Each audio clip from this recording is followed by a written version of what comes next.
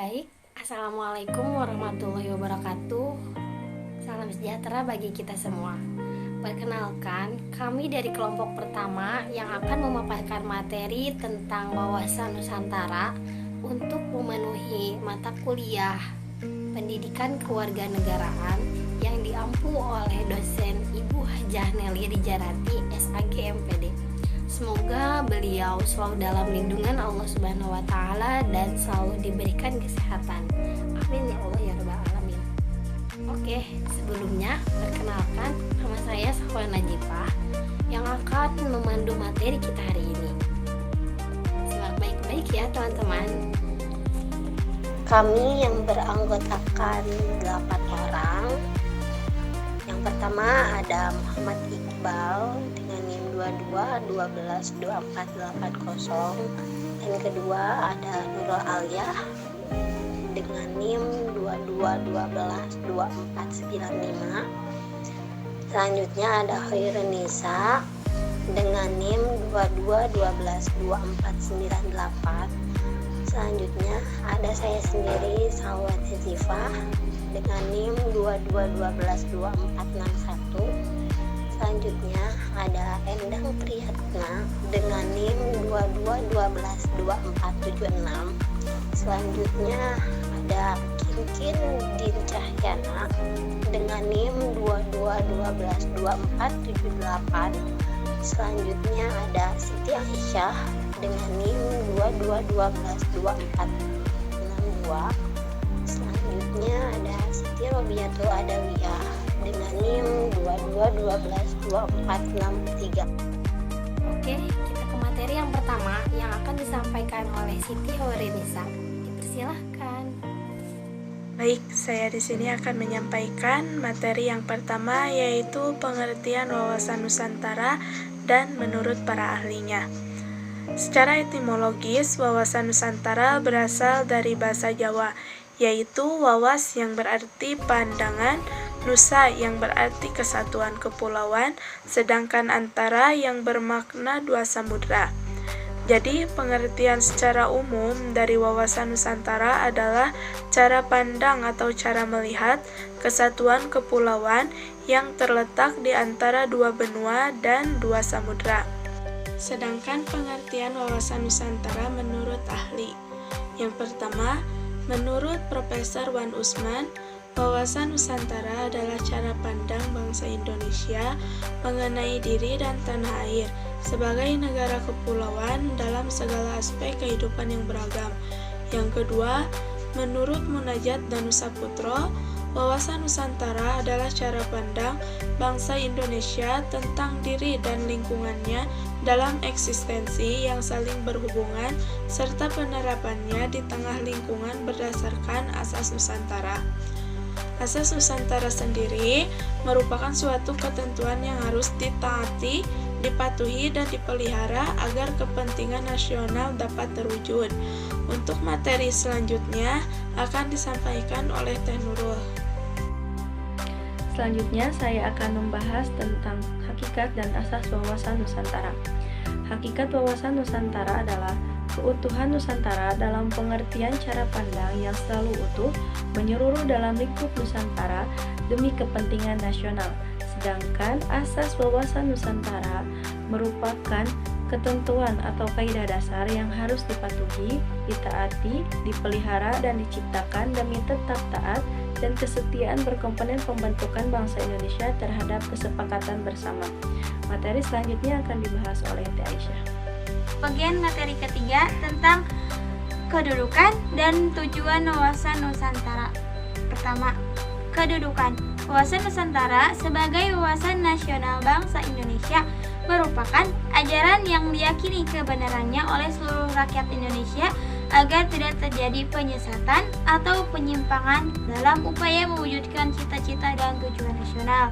Kedua, fungsi, yaitu wawasan Nusantara berfungsi sebagai pedoman, motivasi, dorongan, serta rambu-rambu dalam menentukan segala kebijaksanaan, keputusan, tindakan, dan perbuatan bagi penyelenggaraan negara di tingkat pusat dan daerah.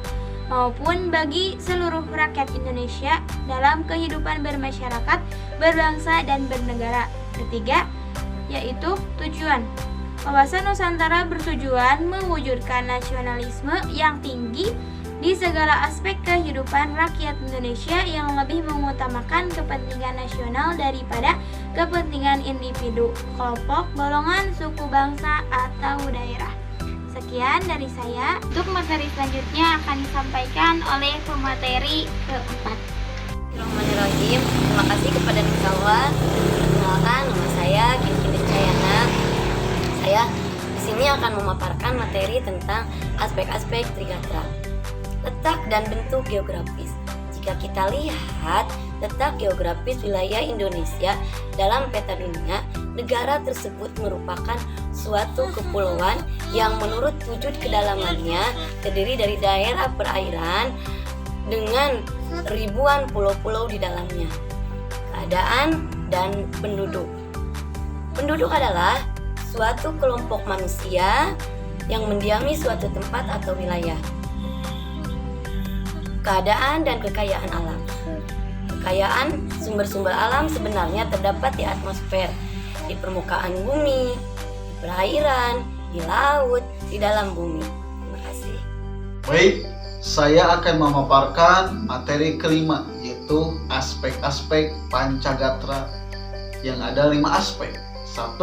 Aspek ideologi, kedua politik, ketiga ekonomi, keempat sosial budaya, dan yang terakhir pertahanan dan keamanan.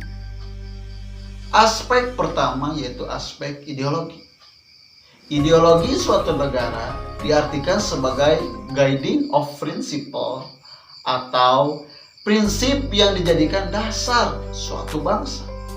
Ideologi adalah pengetahuan dasar atau cita-cita suatu bangsa. Aspek yang kedua adalah aspek politik.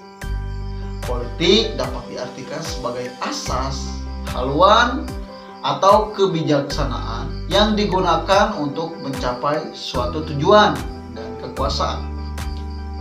Aspek yang ketiga itu ekonomi. Kegiatan ekonomi adalah suatu kegiatan pemerintah dan masyarakat dalam mengelola faktor produksi dan distribusi barang dan jasa untuk kesejahteraan rakyat. Aspek keempat yaitu sosial budaya. Sosial budaya dapat diartikan sebagai kondisi dinamik budaya bangsa yang berisi keuletan untuk mengembangkan kekuatan nasional dalam menghadapi dan mengatasi ancaman, tantangan, halangan, dan gangguan. Aspek terakhir yaitu pertahanan dan keamanan.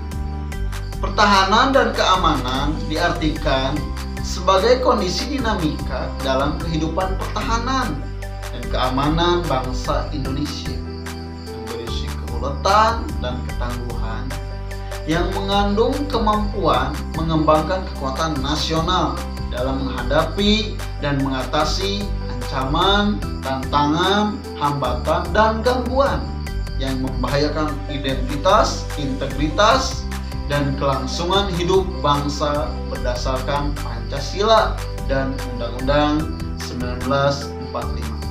Terima kasih.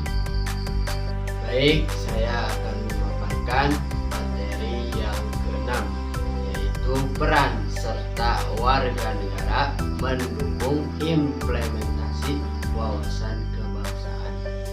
Implementasi wawasan Nusantara senantiasa berorientasi dan berkepentingan rakyat dan wilayah tanah air secara utuh dan menyeluruh.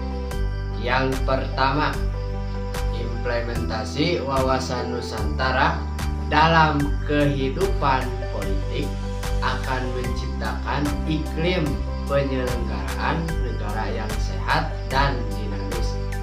Dan yang kedua, yaitu implementasi wawasan Nusantara dalam kehidupan ekonomi akan menciptakan tatanan ekonomi yang benar-benar menjamin kepenuhan dan peningkatan kesejahteraan dan kemakmuran rakyat secara merata dan adil. Dan yang ketiga yaitu implementasi wawasan Nusantara dalam kehidupan sosial budaya akan menciptakan sikap batiniah dan lahiriah yang mengakui, menerima, dan menghormati segala bentuk perbedaan atau kebinekaan sebagai kenyataan hidup sekaligus karunia Sang Pencipta. Dan yang keempat, implementasi wawasan Nusantara dalam kehidupan pertahanan dan keamanan akan menumbuhkan, kembangkan kesadaran cinta tanah air dan bangsa yang lebih lanjut akan membentuk sikap bela negara pada setiap warga negara Indonesia. Dan yang terakhir, dalam pembinaan seluruh aspek kehidupan nasional, implementasi wawasan Nusantara harus menjadi nilai yang menjiwai segenap peraturan perundang-undangan yang berlaku pada setiap strata di seluruh Indonesia. Terima kasih. Baik, saya akan memberikan kesimpulan dari pemaparan materi teman-teman yang sudah tadi dipaparkan, yaitu diantaranya kesimpulannya itu tentang wawasan Nusantara dalam konten Negara Kesatuan Republik Indonesia. Dapat kita simpulkan antara lain itu sebagai berikut. 1.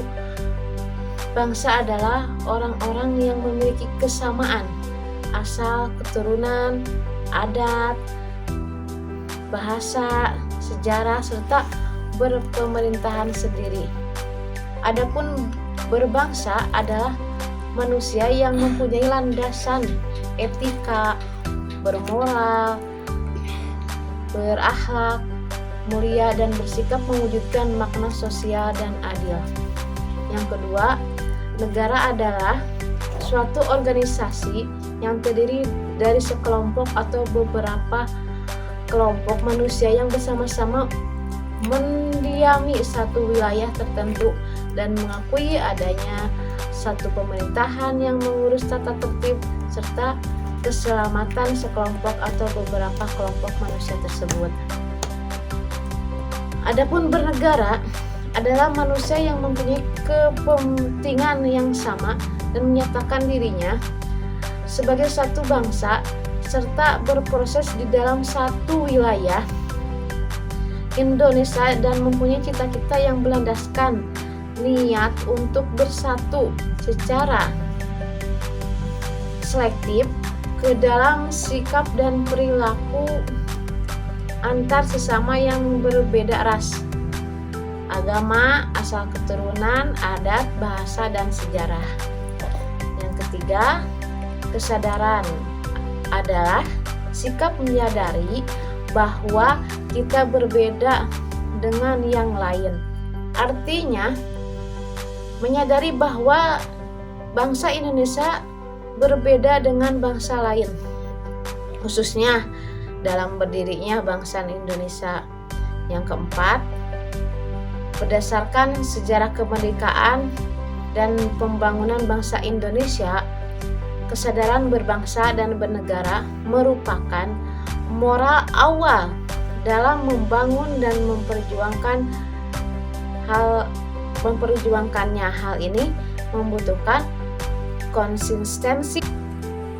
Alhamdulillah, itulah pemaparan dari kelompok kami tentang wawasan Nusantara. Kurang lebihnya kami mohon maaf. Semoga pemaparan yang kami sampaikan menjadi ilmu yang bermanfaat. Sekian dari kami. Wassalamualaikum warahmatullahi wabarakatuh.